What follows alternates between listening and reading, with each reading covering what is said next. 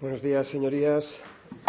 El invierno demográfico se ha convertido en una suerte de fenómeno natural que sirve para, de alguna manera, dejar fría a la comunidad educativa cada vez que se dan noticias desde la Consejería de Educación. La Consejería no ha parado de repetir de forma machacona un dato, que es que solamente en la etapa de 0–3 años se han reducido las matriculaciones en poco menos de 2.500 alumnos. Y la respuesta que ofrece la Consejería parece que es la consecuencia lógica, que es el cierre de aulas. Y, sin embargo, nosotros pensamos que no es la única respuesta posible. Imaginan un hotel en el que año tras año se pierde la afluencia y lo que hacemos es quitar desayunos, recortar atención en las habitaciones, dejar algunas sin abrir, recortar en mantenimiento, abandonar plantas. Eso no lo haría ni siquiera en un hotel con una gestión moderna, mucho menos se puede esperar que se haga con una red pública, porque la matriculación en los centros no es cosa de un día para otro como la ocupación hotelera, es una cuestión que habla de la biografía, de una parte fundamental de la trayectoria de las generaciones más jóvenes. Y no es la única opción, porque para nosotros y nosotras la educación tiene mucho que ver con el impulso de la actividad económica, de la actividad social y, sobre todo, de la recuperación de la vida en aquellas zonas más castigadas precisamente por la crisis. Cuando se cierran aulas se lanza un mensaje que es completamente desalentador, se desincentiva, se hace una proyección en el futuro que resulta completamente negativa, es decir, se incrementa la sensación de ese clima, de esa situación ambiente demográfica. Nosotros pensamos que se puede hacer justo al revés. Basta con ver lo que se aplica, por ejemplo, en otros ámbitos. La lógica seguida cuando hablamos de infraestructuras es completamente la contraria. Cuando se habla de la implantación de esas empresas milagro que van a crear el empleo, que es destruido justo al lado de las empresas que ya están aquí, se cierran empresas que ya existen y se reza para que lleguen otras que crearán un montón de empleo, se dice hay que crear primero las infraestructuras y esperar que luego sean ocupadas, que se les dé utilidad. Justo lo contrario de lo que se dice con las escuelas. Las aulas ya están y lo que se dice es que a la mínima que se pueda se cierran. Es la lógica inversa de lo que se aplica en otros ámbitos. Porque cuando hablamos de la educación, como cuando hablamos de la sanidad o los servicios sociales, parece que cambia todo absolutamente de golpe. Cuando hablamos de la variante de Pajares, ¿alguien ha mencionado la ratio de pasajeros? ¿Alguien se ha preguntado de cuánto y si se va a amortizar o no con los viajeros o con las mercancías y en qué medida y en cuánto tiempo? Porque ese tipo de cálculos no los oímos en esta misma Cámara cuando hablamos de infraestructuras que nos suponen tantos recursos, pues porque de sobra se sabe que no se puede amortizar y se le pide a la escuela que sea eficiente en términos económicos como no se le pide a las propias infraestructuras. Por tanto, cuestionamos el punto de partida de que existe una suerte de invierno demográfico inevitable y que eso conduzca necesariamente al recorte de aulas. Pero también rechazamos la hipótesis de que es necesario un recorte porque falten recursos. Basta ver cómo esa misma variante de Pajares ya nos ha costado más de 3.000 millones de euros y los recortes en la última década en educación ascienden a 33. 3.000 frente a 33. 3,3 millones al año.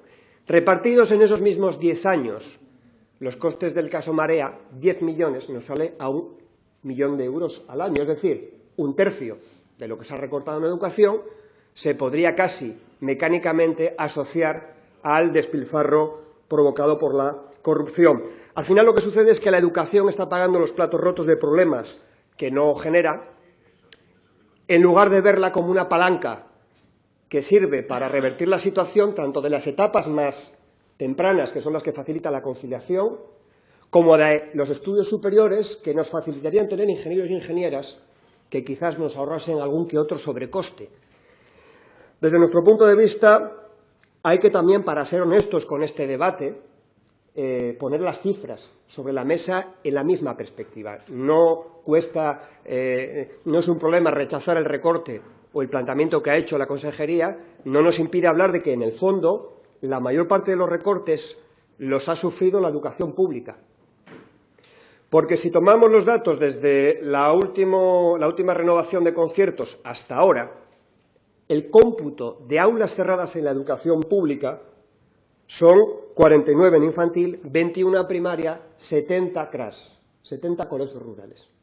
Por tanto, si añadimos los 44 que acaba de anunciar el consejero, tenemos que en total el 85% de los recortes de aulas en estos 4 o 5 años han caído sobre la pública y el 15% sobre la escuela concertada. Esto no es un juicio de valor acerca del recorte anunciado, simplemente permite situar en perspectiva y evitar que se utilicen argumentos que creo que no son ciertos, por una sencilla razón, porque además de la pública ha sufrido sistemáticamente recortes en las prestaciones, no solamente cierres de aulas. Lo hemos visto cuando niños y niñas, padres y madres del Colegio Montevil, uno de los 3 con mayor población, tienen que salir a la calle para pedir que haya un docente de apoyo en la educación infantil para que puedan ir al baño los profesores que se atienden. O evitar, por ejemplo, que niños y niñas con necesidades especiales tengan que salir en el propio horario de clase a recibir atención privada, porque eso es como si el director del hotel no solamente cerrase habitaciones, sino que encima recomendase la competencia. Esta tendencia es parte de lo que sucede en el conjunto del país. La educación concertada ha batido récord en 2015 de dinero recibido y la educación pública ha recibido 7.200 millones menos que en 2009. E insisto, esto no nos impide considerar que la propuesta de la consejería no es adecuada. No compartimos la concepción del grupo proponente.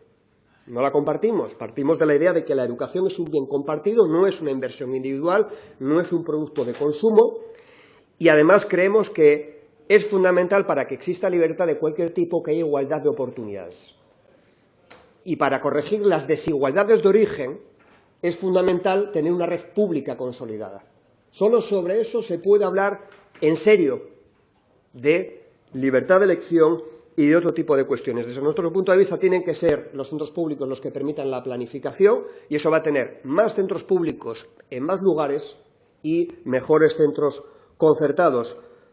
Pero si no compartimos la concepción del grupo proponente, mucho menos la propuesta hecha desde la consejería, hecha a espaldas de sindicatos, de trabajadores y de familias, tanto de la pública como de la concertada. Creemos que el mapa escolar se tiene que redibujar, no hacerse jirones, se tiene que hacer pensando las necesidades, superando los obstáculos y haciendo que podamos en Asturias presumir de que nuestros ratios nos permiten dar la mejor atención y hacer que en aquellas zonas más desfavorecidas, precisamente, nuestros niños y nuestras niñas reciban aquella atención que les va a garantizar el éxito escolar que va a contribuir al desarrollo de esas zonas. Muchas gracias.